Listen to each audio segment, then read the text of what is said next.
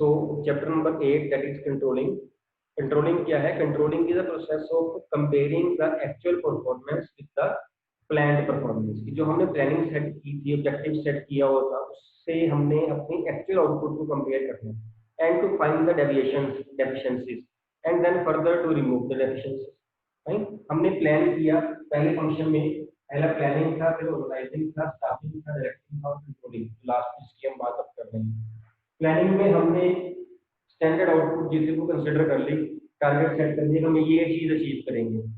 Suppose बोलते हमारे 1 lakh units कि हम अपने टाइम फ्रेम में 1 लाख यूनिट्स प्रोड्यूस करेंगे।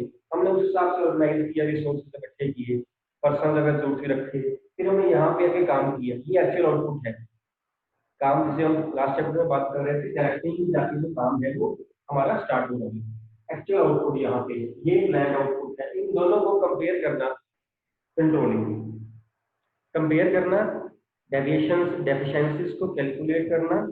Deficiencies mean when actual output is less than the standard और planned output, that is deficiency. यहाँ पर डेफिशिएंसीज को सिर्फ कैलकुलेट नहीं करना, taking such remedial steps so that the deviations can be removed, उनको रिमूव भी करना है सो दैट कि अगली बार वो डेविएशंस ना आए और जो हमने प्लान किया हो वो प्लानिंग हमारी जो सक्सेसफुल हो जाए। सपोज हमने प्लान की, जैसे एग्जांपल ली 1 लाख यूनिट्स, हमने दिस वाज प्लानिंग। जब हमने एक्चुअल आउटपुट मेजर करी, it is 80,000 units. Suppose 80,000 units sale की बात हो रही है। Suppose 1 lakh units were supposed to be sold, it was planned, actually 80,000 units were planned. Controlling में we will calculate the deficiency here in this case is 20,000 units, 20,000 units है। deficiency calculate कर दी। now we will take those steps by which the deficiencies can be removed। पहले ये देखना पड़ेगा deficiency हुई क्यों है, हमें एनालाइज करना पड़ेगा क्यों deficiency, why we were not able to sell the plan output, plan क्यों नहीं हम जो था वो अचीव कर पाए टारगेट अपनी। हमने कहा था कि हम 1 लाख गुड्स सेल करेंगे, many reasons can be there. हमारी क्वालिटी अच्छी नहीं हो सकती है, हमारे रेट ज़्यादा हो सकते हैं, या फिर हमारे रेट रीजनेबल थे, कंपटीटर के रेट कम पड़ गए, उसने कोई डिस्काउंट दे दी तो लोग जो थे वो कस्टमर सारे कंपटीटर के पास चले गए। ये हमारी क्वालिटी तो अच्छी थी लेकिन कंपटीटर की क्वालिटी और भी अच्छी थी, हमसे अच्छी हो, हमारी बुरी नहीं थी, उसकी ज़्यादा अच्छी हो गई तो उसके पास चले गए। या हमारा सेल्स था वो ट्रेंड नहीं था, various reasons can be there. हमने ऐड कम करी थी, कोई भी रीजन हो सकता है, ठीक है। तो हमने देखा कि हमने ऐड कम करी है, हमने एनालाइज कर लिया, हमने फाइंड कर लिया। Now what steps will take so that the goods can be sold, target can be achieved. हम अब आगे से ज़्यादा ऐड करेंगे, we spend money on the advertisement also so that कि हम जो टारगेट हम अचीव नहीं कर पाए हैं वो हम अचीव करें। ये सारा कुछ जो है कंट्रोलिंग में आ रहा है, means comparing the actual performance with the standard performance, finding the deficiencies and then removing those deficiencies by taking such remedial steps so that the deficiencies ना दोबारा हमारे सामने आए। All this is controlling. Meaning is clear, और यही meaning हमने लिखा भी हुआ है इन फंक्शंस ऑफ मैनेजमेंट जो टॉपिक चैप्टर नंबर 1 में किया। करें आगे। नेक्स्ट इज स्पेस छोड़िए और लिखिए डेफिनेशन ऑफ कंट्रोलिंग। कंट्रोलिंग की definition,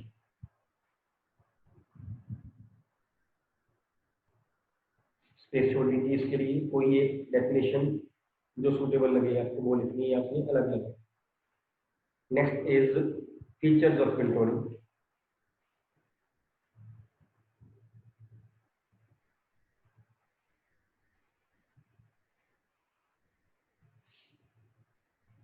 features of control,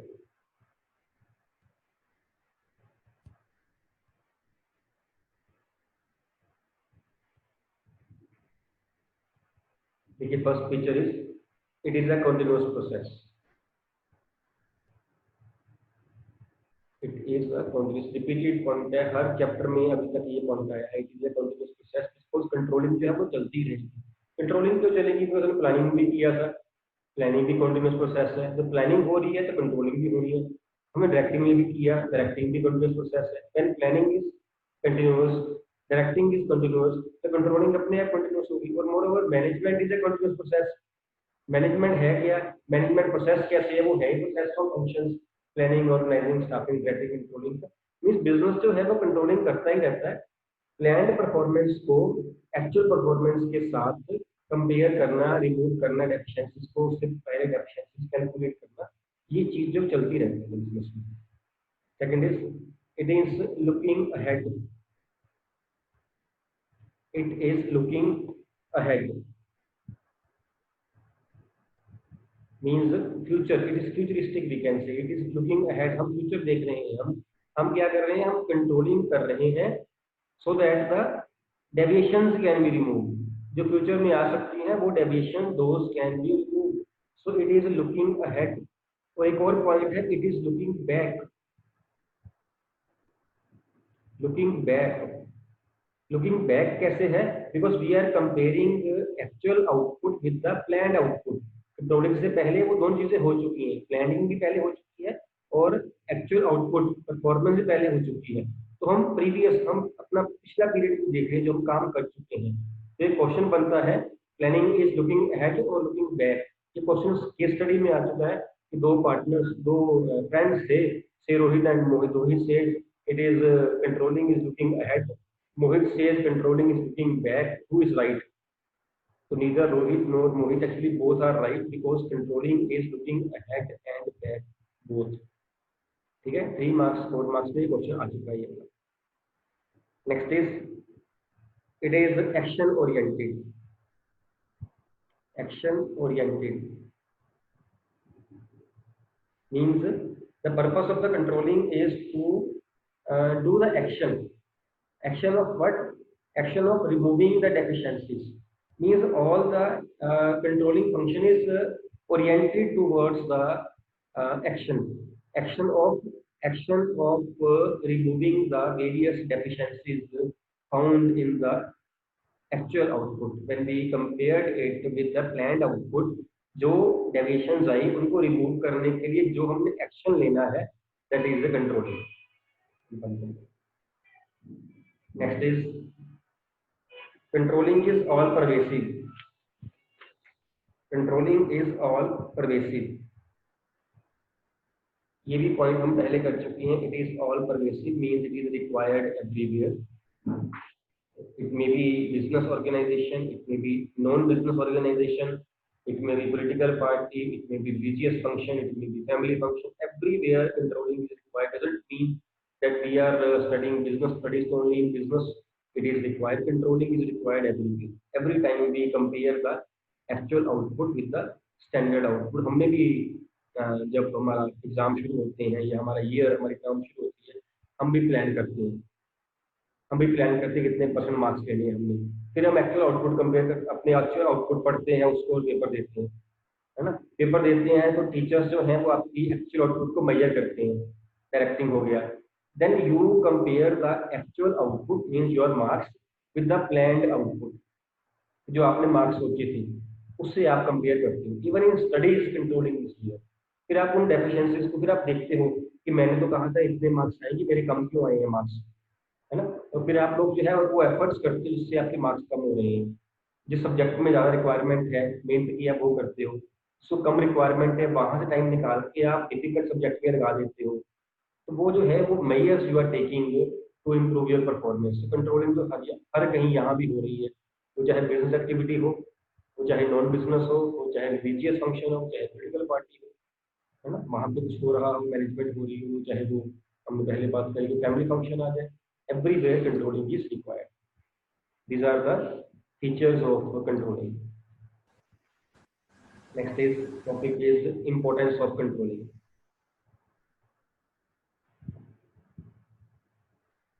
Importance of controlling.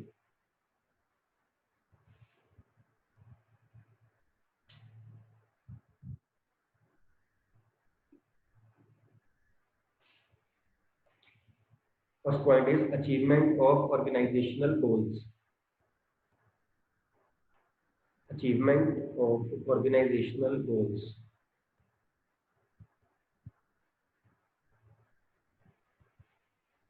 Controlling helps in the achievement of organizational goal. How it helps? हमने जब प्लानिंग की होती है इस स्टेप पे, उसको जब हम कंपेयर करते हैं डायरेक्टिंग में जाके, क्या पहले एक्चुअल आउटपुट को हम कैलकुलेट करते हैं, फिर हम कंट्रोलिंग में जाके जब कंपेयर करते हैं तो we come to the conclusion की बट आर द डेफिशिएंसीज, और उन डेफिशिएंसीज को रिमूव करके हम बिजनेस के ऑब्जेक्टिव्स को अचीव कर लेते हैं, है ना। सेम एग्जांपल में दोबारा ले रहा हूँ, उसमें 1 लाख यूनिट्स से 80,000 मैं सेल कर पाया, मैंने कंट्रोलिंग में जा कैलकुलेट किया कि 20,000 की मेरी जो है वो डेफिशिएंसी है, मैं कम सेल कर पाया हूँ। मैं क्यों कम सेल कर पाया हूँ? मैंने सारे रीजंस देखे। जो मैंने रीजन अपना देखा, मैंने देखा कि मैं गुड्स की ऐड कम कर रहा था, कस्टमर को पता ही नहीं चल रहा कि मेरी चीजें बिक रही है मार्केट में, तो मैंने ऐड का खर्चा इंक्रीज कर दिया, उससे क्या हुआ, नेक्स्ट टाइम मेरी सेल पूरी हो गई, है ना। कंट्रोलिंग में मैंने क्या किया, कंट्रोलिंग में मैंने ऐसा एक्शन लिया जिससे मेरी जो गोल था, मेरा टारगेट था, वो मैंने अचीव कर लिया। So it helps in the achievement of organisational goals. Next is efficient use of resources. Efficient use of resources means the resources, ये तो पॉइंट मैनेजमेंट में 8 के 8 चैप्टर में हर जगह पे है, आप जहां भी चाहो उस पॉइंट को लगा सकते हो, ये कॉमन सा पॉइंट है ना। Because her function of management जो है वो हेल्प करता है एफिशिएंट यूज ऑफ रिसोर्सेज में, मैनेजमेंट खुद हेल्प करती है and efficient use of resources में।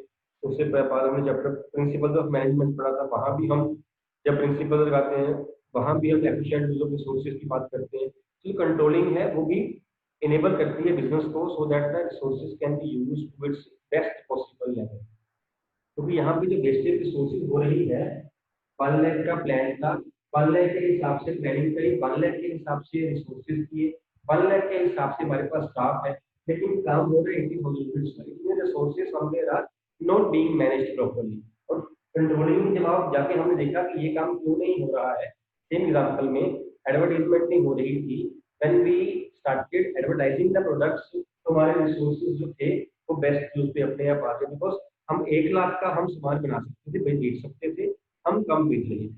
अब हमने पूरा बेचना शुरू कर दिया, it mean all the resources are being managed properly. Next is improving employees motivation. Improving employees motivation, controlling also helps in improving the motivation level of employees। क्यों, कैसे, कि जो टारगेट हमने अचीव करना था, अगर वो हमने with the help of controlling and removal of deficiencies, अगर हमने टारगेट वो अचीव कर लिया है, employees will suddenly feel motivated कि जो टारगेट सेट किया था मैनेजमेंट ने, हमने वो अचीव कर लिया है। जब अचीव तो एम्प्लॉइज ने ही किया है ना, काम तो एम्प्लॉइज ने किया है ना, जब वो टारगेट अचीव हो गया, employees will feel motivated that they have helped the firm in the achievement of the target.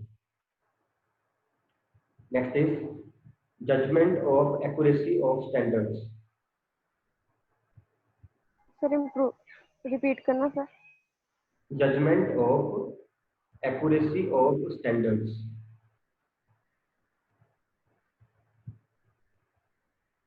ये जो स्टैंडर्ड्स हमने सेट किए हैं, ये इसकी एक्यूरेसी में जज हो जाती है ना। ये तो नहीं है कि हमने स्टैंडर्ड ही हाई सेट कर लिया हो। सपोज मेरी परसेंटेज मेरे को पता है कि 60-65 भी आ सकती है, तो जो ऑब्जेक्टिव सेट करना है ना, जो चैलेंज लेना है ना अपने आप को, अगर मेरी कैपेबिलिटी 65 की है तो मैं 95 पे टारगेट अपने आप को दे नहीं पाऊंगा, है ना। अगर मेरे को पता है कि मेरी वर्थ 60, जितनी को मैं मेहनत कर रहा हूँ ना, मेरे 60 मार्क्स 65% मार्क्स ही आ सकते हैं, तो जो मैं अपने आप प्लानिंग करूंगा ना, वो मैं 70 की करूंगा पहले। 60-65 से मैं सीधे 95 नहीं कर सकता हूँ, मैं अचीव ही नहीं कर पाऊंगा ऑब्जेक्टिव। ऑब्जेक्टिव जो है that should be challenging but that should simultaneously B achievable also. 60% वाले बच्चे के लिए 95% चैलेंजिंग है, लेकिन अभी अचीवेबल नहीं है। उसके लिए पहले 70-75 अचीवेबल होगा, उसके बाद 80-85 अचीवेबल होगा, फिर जाके वो 95 पे आएंगे। तो जो कंट्रोलिंग है, जब मैं चेक करूंगा कि मेरी डेफिशिएंसी कितनी हो रही हैं, it will tell me the level of standard also, कि जो मैंने प्लान आउटपुट करी थी वो भी ठीक है कि नहीं ठीक है। जरूरी नहीं कि हर बार एक्चुअल आउटपुट ही खराब होगी, है ना। हमने सोचा कि हम 1 लाख यूनिट्स जो है वो सेल करेंगे, हमने बहुत जोर लगाया, हमने इतना जोर लगाया, सारा जोर लगा दिया, फिर भी 40,000 यूनिट्स सेल कर पाए, मान लेते हैं। इट डजंट मीन कि हमारी परफॉर्मेंस बैड है, ये भी हो सकता था कि हमने स्टैंडर्ड ज़्यादा सेट कर लिया। मैंने एग्जांपल ली है, अगर मेरी कैपेबिलिटी 60% मार्क्स लेने की है, तो मैं 95% मार्क्स का स्टैंडर्ड प्लानिंग में नहीं कर पाऊंगा, मेरे को करनी नहीं चाहिए, मेरे को धीरे धीरे परसेंटेज बढ़ानी चाहिए ना। 60-65 मेरी कैपेबिलिटी है तो मैं 70 चैलेंजिंग करूंगा अपने लिए। अगर 70 हो तो मैं 75 करूंगा। मीन्स वो ऑब्जेक्टिव जो है उसकी भी मैं जजमेंट करनी है ना कि जो स्टैंडर्ड सेट किया है वो भी सही है कि नहीं सही है। ऐसे केस में जब हम कंट्रोलिंग करेंगे तो हमें ये भी चल जाएगा पता कि हमारा स्टैंडर्ड ज़्यादा हाई सेट कर लिया तो हमने, हमारे पास मशीनरी, हमारे पास स्टाफ, वो है ही 40,000 का या 35 का, तो मैं तो 1 लाख लेके बैठा हूँ, तो हो ही नहीं सकता। इट मीन्स कहीं ना कहीं मेरी प्लानिंग में खराबी है, डायरेक्टिंग में खराबी नहीं है, प्लानिंग में खराबी है। So controlling will help me in judging the accuracy of the standard set in the planning stage also. Then is better results, better results. Of course, the results will be improved जब हम अपनी अपने objectives achieve कर लेंगे तो results जो है, जो प्रॉफिटेबिलिटी ऑफ बिजनेस है, जो सेल है, वो इम्प्रूव कर ही जाएगी। And last is ensuring orders and discipline. Ensuring orders and discipline. जो कंट्रोलिंग है ये ऑर्डर और डिसिप्लिन कैसे लेके आएगी, फ्रॉड्स वगैरह कम हो जाएंगे, मिस्टेक के चांसेस कम हो जाएंगे, बिकॉज हर चीज जो है वो प्लान है, हर चीज जो है वो मेजर की गई है और डेफिशिएंसी जो है वो कैलकुलेट कर ली गई। अब डेफिशिएंसीज पे कंसंट्रेट किया जाएगा, डेफिशिएंसीज को रिमूव किया जाएगा। मीन हर एक चीज जो है चाहे वो डेफिशिएंसी ही थी, हर एक चीज स्टिल प्लान है, डेफिशिएंसीज को रिमूव कैसे करना है ये भी प्लान है। फ्रॉड्स के चांसेस, मिस्टेक्स के चांसेस कम हो जाएंगे because everything is plan, fine. और मोरओवर कंट्रोलिंग की टेक्निक्स होती है, वैसे आपके सिलेबस में नहीं है, कंट्रोलिंग की टेक्निक्स होती हैं कई। उसमें से एक टेक्निक होती है कि ये सीसीटीवी लगा दीजिए एम्प्लॉयज के ऊपर, जहाँ एम्प्लॉयज फैक्ट्री में काम कर रहे हैं वहाँ पे सीसीटीवी लगा दीजिए, ये कंट्रोलिंग की टेक्निक है।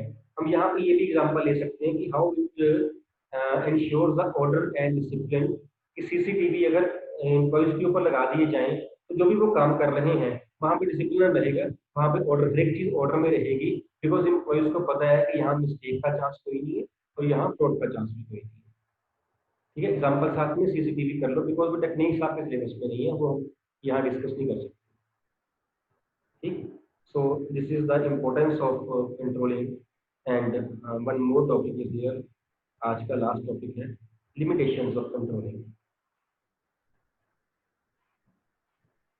Limitations of controlling.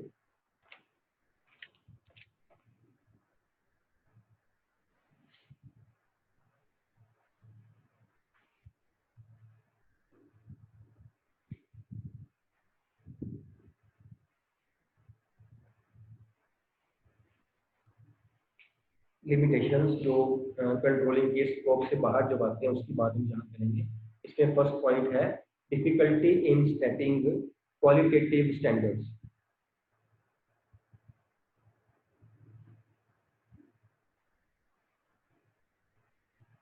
Difficulty in setting qualitative standards. जो दो तरह के स्टैंडर्ड्स हो सकते हैं, एक होते हैं क्वांटिटेटिव स्टैंडर्ड्स, एक होते हैं क्वालिटेटिव स्टैंडर्ड्स। क्वांटिटेटिव स्टैंडर्ड्स भी विच कैन बी क्वांटिफाइड, जिसको हम गिन सकते हैं, जिसको हम मेजर कर सकते हैं। Say increase in that sales, increase in profits 10% है, 5% है, 20%, हम इसको मेजर कर सकते हैं। But certain standards are such which we can't measure, qualitative standards, say improvement in the morale of employees, qualitative standard, इसको मेजर करना कितना डिफिकल्ट है ना। डिक्रीज इन या increase in the satisfaction level of customers, कैसे इसको major कर सकते हैं, मुश्किल है इसको मेजर करना। अगर तो स्टैंडर्ड्स जो हैं, जो हमने यहाँ प्लानिंग की बात करी है ना, इसके साथ हमने कंट्रोलिंग में कंपेयर करना है, अगर तो वो स्टैंडर्ड्स हैं क्वांटिटी वाइज मेजर कर सकते फिर तो ठीक है, लेकिन क्वालिटेटिव स्टैंडर्ड्स को सेट करना और उससे बाद में मेजर करना और उसके बाद फिर जो है उसको डेफिशिएंसीज कैलकुलेट करके उसको रिमूव करना, ये बहुत मुश्किल हो जाता है, because qualitative standards can't be measured, can't be quantified. Second is little control over external factors.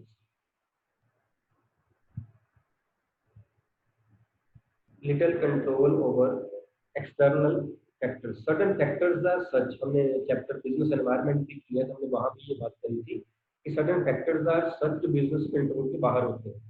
तो यही पॉइंट, वो वाला पॉइंट सेम यहाँ पे रिपीट हो रहा है कि एक्सटर्नल फैक्टर्स के ऊपर बिजनेसमैन का कोई कंट्रोल नहीं है।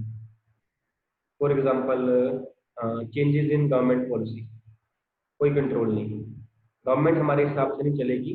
The business has to mould itself as per the government, government ने बैट बंद करके जीएसटी लगा दिया।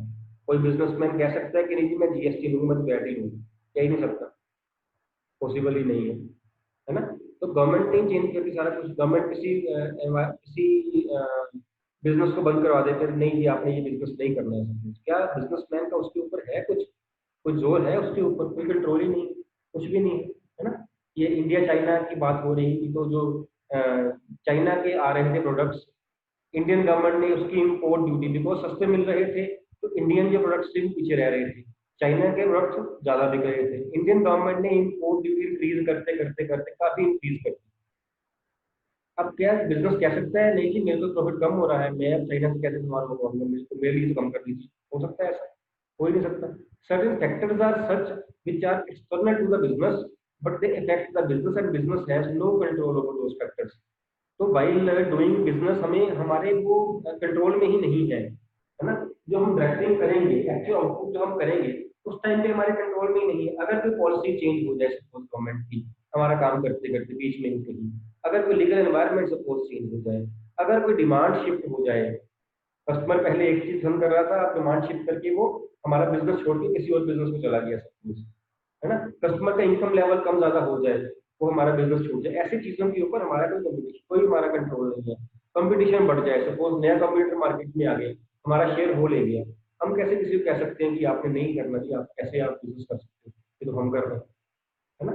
दीज फैक्टर्स आर सच, जिसके ऊपर जो बिजनेस है उसका कोई कंट्रोल नहीं है, राइट? और ये चीजें जो है डायरेक्टिंग को इफेक्ट करती है, इट मींस कंट्रोलिंग को भी इफेक्ट कर रही है, बिकॉज इफेक्टिंग फंक्शन के बाद ही हम कंट्रोलिंग में एक्चुअल आउटपुट को हम मेजर कर रहे हैं। Next is resistance of employees, resistance of employees कि जब हम कंट्रोल करते हैं ना, जब हम एक्चुअल आउटपुट को प्लान आउटपुट के साथ कंपेयर करते हैं, एम्प्लॉइज विल ऑलवेज रेजिस्ट, क्योंकि यहाँ पे उनकी शॉर्टकमिंग बाहर आ रही होगी। हमने सेट कर लिया 1 लाख और हम अचीव कर पाए 80,000, सेट किसने किया? मैनेजमेंट ने। अचीव किसने करना था? एम्प्लॉइज ने। तो एम्प्लॉइज की गलतियां यहाँ बाहर दिख रही है एक्चुअली में। Employees will always resist. हम अभी बात करें सीसीटीवी कैमरास की, एम्प्लॉइज का अगर आपने जो है वो अपने फ्रॉड वगैरह कम करवाने हैं, एम्प्लॉइज के अपने डिसिप्लिन लेके आना है, फॉर्म में ऑर्डर लेके आना है, सीसीटीवी कैमरास लगा दीजिए। But CCTV camera always employees will resist this, always. Employee will never want कि मैं हर टाइम पे निगाह में रहूं, वो हमेशा रेजिस्ट करेगा, है ना? So employee will resist the controlling function, because यहाँ पे उनकी मिस्टेक्स बाहर आई है। Next is costly affair. Costly affair है जब हम डेफिशिएंसीज को कैलकुलेट करते हैं, फिर हम उनको रिमूव करते हैं, फिर हम उनको ऐसे स्टेप्स लेते हैं, या हम एग्जाम्पल दोबारा ले लें वो सीसीटीवी कैमरा वाली, तो इन्वेस्टमेंट करनी पड़ती है बिजनेस को, कॉस्टली अफेयर बन जाता है ये। कई बिजनेसेस इन्वेस्टमेंट कर सकते हैं, but some businesses are such which are not in a position to invest the money, है ना? तो उनके लिए मुश्किल हो जाएगा। And last point is limitation of corrective action, corrective action। ये हम कह तो रहे हैं कंट्रोलिंग में क्या है कि कंट्रोलिंग में प्लान आउटपुट को एक्चुअल आउटपुट से कंपेयर करो, एफिशिएंसीज निकालो, एफिशिएंसीज को रिमूव कर लो, है ना? बड़ी सिंपल सी तो बात है नहीं? But the point is which ever corrective measures the business is taking, क्या गारंटी है कि वो लेने के बाद वो टारगेट अचीव हो जाएगा? तो गारंटी है, उसकी अपनी लिमिटेशंस है। जो करेक्टिव एक्शन हम ले रहे हैं, जिस वे से हम अपनी डेफिशिएंसीज को रिमूव कर रहे हैं, उसकी अपनी लिमिटेशन है। मैं कहता हूँ, जिसमें पहले एग्जांपल सेम ले रहा हूँ, मेरे 1 लाख यूनिट्स पे टारगेट रखा, 1 लाख का टारगेट रखा। 1 लाख के टारगेट के बाद मैंने उस सब रिसोर्सेज ऑर्गेनाइज किए ऑर्गेनाइजिंग में, मैंने स्टाफ रखा, मैंने प्लान आउटपुट को ध्यान रखते हुए मैंने एक्चुअल आउटपुट करी, 80 निकली, मैंने कंट्रोलिंग करी, मैंने देखा कि 20 यूनिट्स कम है, 1000 यूनिट्स, मैंने देखा कि एडवर्टीजमेंट से पूरे हो जाएंगे। एडवर्टीजमेंट की अपनी ड्रॉबैक्स है, इन्वेस्टमेंट पैसा चाहिए, नहीं सबसे बड़ी बात तो यही है।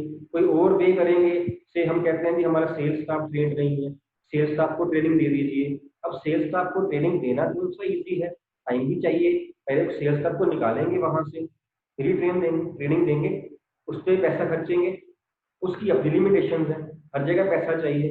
जो करेक्टिव एक्शन है उसकी अपनी लिमिटेशन है, and there is no guarantee कि वो एक्शन लेने के बाद जो हमारी ये डेफिशिएंसी रिमूव हो जाती है, क्या पता वो ना, जरूरी थोड़ी हो ही जाएंगे, क्या पता वो ना हो, बिकॉज जो हम एक्शन ले रहे हैं उसकी अपनी लिमिटेशन।